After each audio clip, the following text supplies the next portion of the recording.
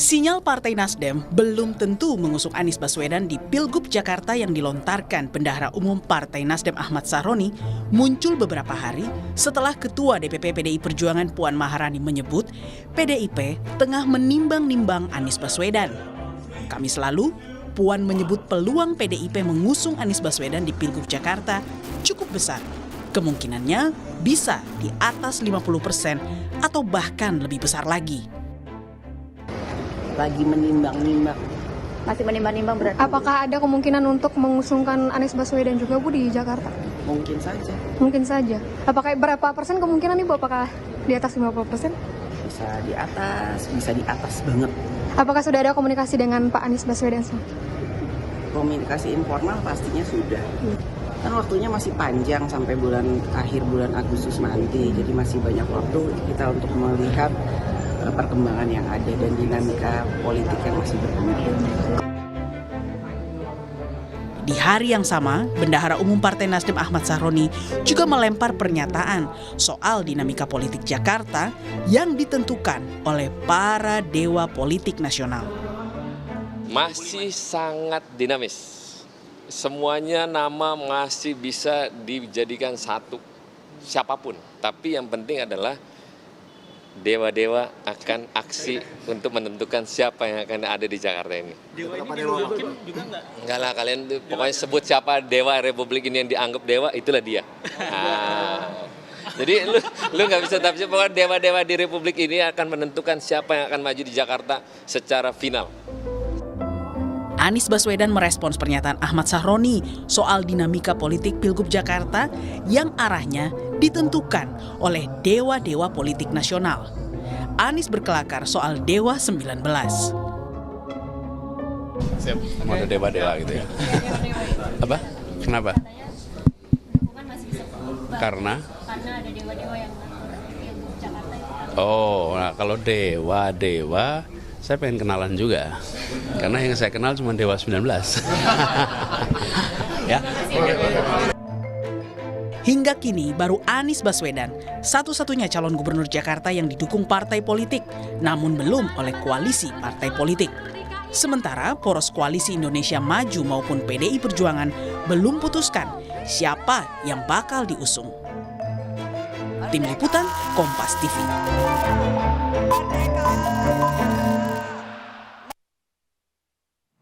Bendahara Umum Partai Nasdem Ahmad Sahroni melempar pernyataan soal kemungkinan partainya tidak mengusung Anies Baswedan di Pilgub Jakarta.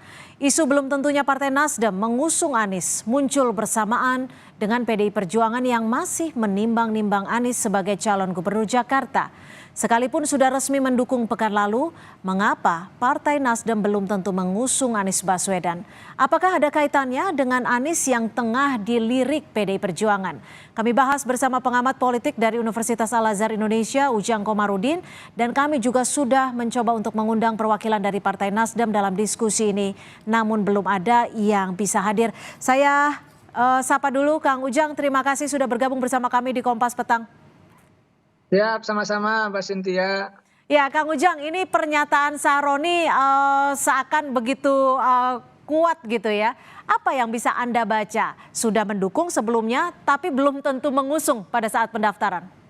Ya, saya melihat begini, dukungan itu kan tidak ada yang gratis, no freelance, dan tidak ada yang ikhlas. Walaupun memang Nasdem seminggu yang lalu mengatakan dukungannya kepada Anies untuk maju, tanpa katakanlah mengusulkan calon wakil gubernurnya.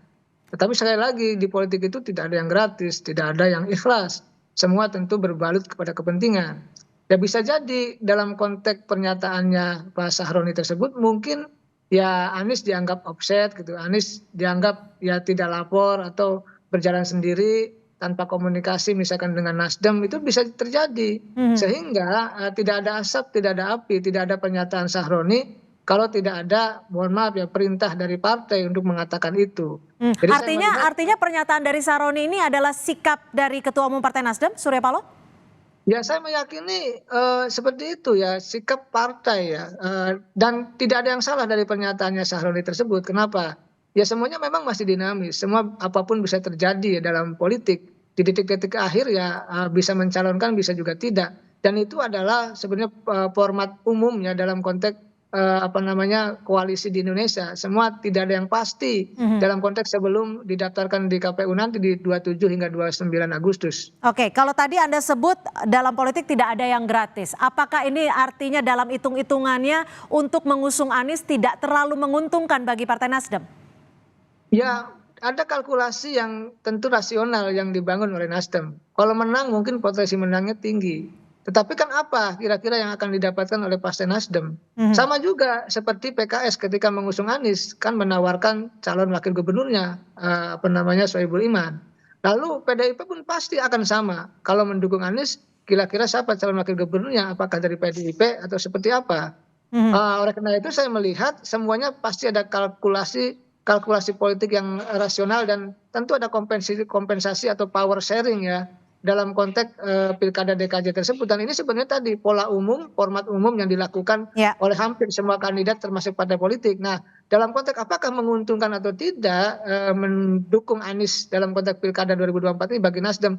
Saya rasa tadi ya kalau menguntungkan saya rasa sudah gaspol, sudah dikasih rekomendasi. Tetapi hari ini tadi ada kalkulasi ulang yang sedang dihitung oleh Partai Nasdem. Ada kalkulasi ulang. Kalau faktor dewa nih, faktor dewa ini menurut bacaan Anda dewa-dewa mana nih yang dimaksud? Apakah ada faktor dari istana? Kalau saya ada beberapa tafsir ya yang tentu spekulatif terkait dengan dewa ini. Dewa itu macam-macam ya, bisa dari petinggi partai, lalu bisa juga dari istana, lalu yang ketiga juga bisa juga dari para pengusaha. Dan ini kan yang menentukan. Semua ini kan berkolaborasi dalam konteks tadi mencari sosok kandidat calon gubernur dan wakil gubernur yang ingin dijadikan. Dan saya meyakini dari dewa-dewa itu ya banyak dewa itu, bukan hanya satu ya. Tadi ada dewa 19 gitu ya.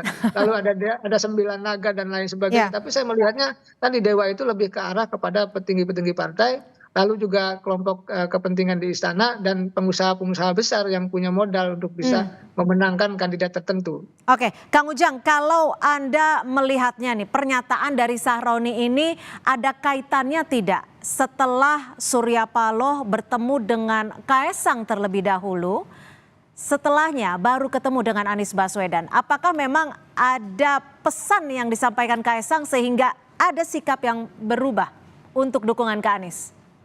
Kalau saya sih melihatnya tadi ya ada kalkulasi ulang, bisa jadi bahwa kalau saya melihatnya tidak ada. Tetapi kalau kita kaitkan gitu ya bisa jadi Kaesang kan berminat juga jadi calon wakil hanya Anies gitu. Tetapi kan Nasdem sudah berkali-kali mengatakan bahwa kelihatannya Mas Kaesang belum jodoh dengan Nasdem, belum jodoh dengan Pak Anies. Itu saya menjadi narasumber juga di Kompas TV pagi gitu ya terkait dengan pernyataan itu dari pihak Nasdem.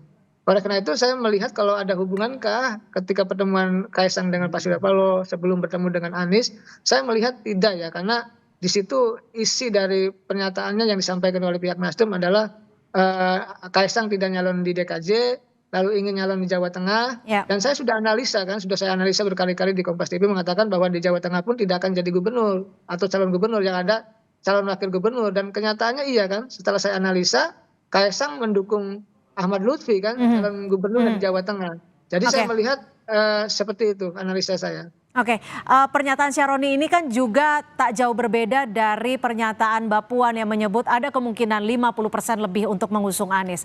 Apakah ini ada persaingan antara bos Nasdem dan juga elit PDIP soal dukungan terhadap Anies?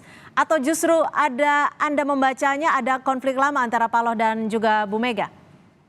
Ya kan memang dari dulu partai ini selalu bersaing ya, selalu berkompetisi dalam konteks mendapatkan hati rakyat maupun dalam konteks pertarungan di istana gitu.